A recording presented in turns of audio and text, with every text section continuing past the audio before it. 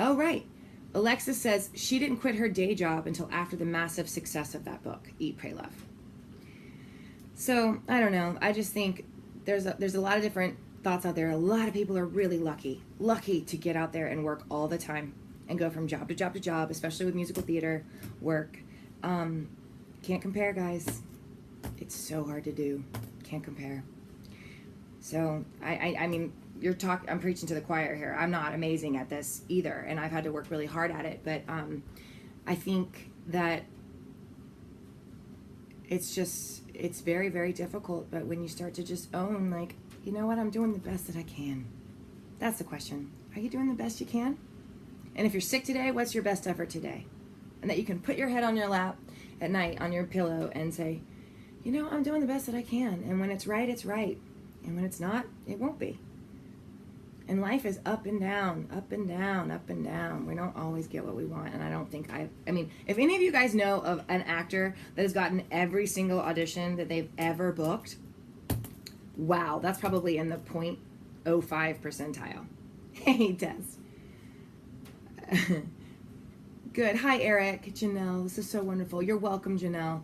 Do you remember sitting all of us down in class one day and having us each talk about passions we have that have nothing to do with the theater? This is Ishelle, one of my very first students. We were all so caught off guard, and it ended up being one of my most memorable days in school. It really made me think. You guys, there is so much more out there other than booking that job. I have to say. There really is. Hi, Jess! Jessica Golden joined. Jessica was Val in A Chorus Line. She's the best. And talk about passionate performer. Talk about a woman that I will say I've always been inspired by, and even since we first met. And she's now in Hello Dolly with Bette Midler, so she's doing great. Kelly King, hi Kelly. My very first friend is a Rockette. Okay, so I'm so glad you guys are all here. Again, there's such a plethora. I love you too, girl. I love you. There's a plethora of levels and people on this that will see this video. Whether you're just starting out, whether you've been in the business. I mean, Jessica and I did A Chorus Line together, and I think, Jessica, am I right? Like, it was like, what, 8 years later that you got Broadway again or something like that? Me too. 10 years later, Chicago. And then you were doing regional and doing all these roles and working on her life and herself. And this business is hard. Getting back into auditioning after 10 years. No, I didn't see that. Yes, totally. Yes, see, Jessica's saying totally. It's tough, but there's more than just Broadway, by the by. Let's just call that. I just had the most incredible theatrical experience in Salt Lake City and Will Rogers Follies with all ranges of lovely people who are new, just graduating college, new in the business after a year, seasoned Broadway shows, and we all have different journeys, you guys. It's okay. It's okay. Take a deep breath. Everybody just take a deep breath. One day at a time. There's no rat race. Broadway is always going to be here. Musical theater is always going to be here. Television is always going to be here, and we haven't even talked about that. Alexis, maybe that'd be a good thing for you to talk about, is auditioning for television on Friday. Maybe that would be a good mindset for that. Thanks, Andrew. Okay, so Alexis is saying, did you see the question about getting back into auditioning after 10 years? I did not. I did not, but I will say, if you're getting back in auditioning after 10 years, then as you're auditioning, get into class. Because I hadn't performed in 2 years before I got Chicago again. I was doing teaching and directing and choreographing, and I didn't think I was going to go back to performing, and then all of a sudden I'm back on Broadway. Woo! Talk about nerves. I was nervous, and a little stage fright. And so, but I wasn't nervous about the audition. Isn't that funny? I wasn't nervous about the audition because I just knew I was excited to go and do the work for Velma, and I treated it like a master class because I knew Gary Christ was going to be there.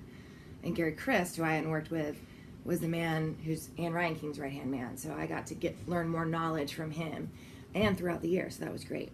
I would just stay in class. I would stay in class. Okay, let's see if there's anything else. Yep, class is critical. But class for joy, guys. Joy. Like, why did you want to do this in the first place? Can you ask yourself that? Like, what is it about storytelling? What does it give you? And then when you go to class, instead of going to class to get that show, or if you're looking at the class for the result, it's not as fun. get in the work and get in the story and learn how to be a better performer with fellow actors and learn how to be a giver. And then that way, when it does come, you're really ready and you're a little bit more grounded, because we casting directors and us on the other side of the team can really read desperation and can read nervousness and anxiousness. So there you go. I think I've talked on too much. Bingo. Okay, good. All right. Great. So I think, amen, deep breath. Yes, great idea. Absolutely, you guys. Like, we don't know what tomorrow will bring. We don't know what tomorrow will bring. So, but we got today. So what are you going to do today? And also, call your best friend. Call your mom. Call your cousin you haven't talked to in a long time. Like, being an artist and learn about other people and other cultures, and just yes, it's just broaden your horizons, broaden your mind. It's not all about you. Sorry. It has to not be all about you sometimes. And that's hard to do too, when you're like headshots and resumes and blah, blah, blah, blah, blah. I get it. I know. I've been there. I've done that. It's been all about me. Sometimes too much. Anyway, let's see. Totally agree. That is the key. If you go on auditions like they are master classes, it is so much fun. And casting directors feel your joy. Right. So when you're happy, I'm happy. Like when you're on stage and you're watching somebody enjoy themselves, aren't you enjoying yourself? Right? Same thing with auditions. If somebody's having a ball in an audition and literally going laissez-faire, you know, I may get this, I may not, but I'm ready. You ready to see what I got? Okay, you're not? Okay, cool. Because you don't know what's going on in their day. They're seeing people over and over and over and over again. So just go do you. Go do you. And they'll take it or they don't. Hey, Rhonda. Yes, the journey is the fun part. Booking the job is the cherry on top. Yep. It is the cherry on top. And then, guess what? You get that job and then you're looking for another job. Hello. It's a constant cycle. So you got to hold true as to why you're doing it, what you want what you want out of it, and what it can teach you. What can theater and auditions and all this that we're doing teach you? Because we got to keep learning, right? All right. I think this is good. We've had a lot of comments.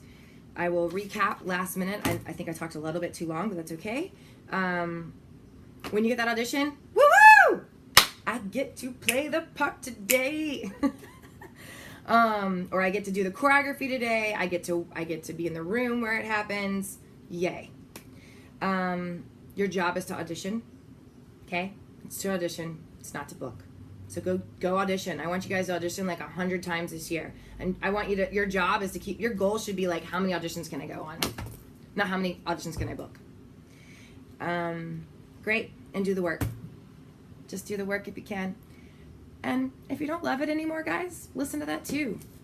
There's so many things out there. But we are excited for those of you who are ready to work, ready to learn more about breaking down a song, acting your monologues, acting for camera, dance classes, talking about the business, talking about college, talking about life.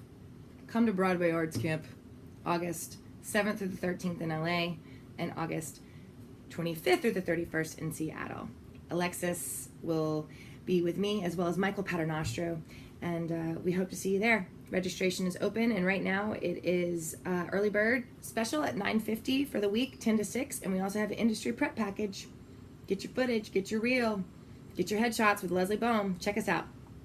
All the best. You guys, take a deep breath. You got this. Bye. Oh, wait, I'm sorry. One more.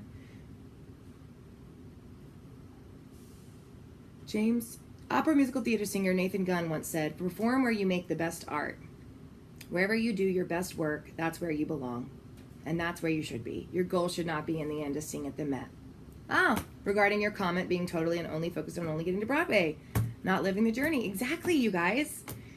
It's I mean, Broadway, yes. Are you kidding me? You're with the best of the best, and you learn and you grow. But there is Disney, there is cruise lines, there is regional theater all over the place. People are craving theater in their hometowns. What can you do? Yeah? All right. Take care, everybody. Listen to go talk to my awesome best friend, Alexis. I love her so much. We're so passionate about this. as you can probably see. And she'll be on Friday. And I will be in Amsterdam working with this wonderful musical theater college, choreographing some pieces for them. Yes. Anyway, take care, guys. Bye. Ow! Wait, what? Oh my God, I love you guys. My H1s, my musical theater performance class at AMDA. I love you guys so much. You guys are my babies. Totally are. I'm not back at AMDA yet again, so you guys might be the only class I have. Yes, Tori, miss you too. Yes, Martali. Thanks, my sweet friend. I love you. I'm honored to be partnering with you too, Alexis. You guys keep working hard. Do the work. Okay. Bye.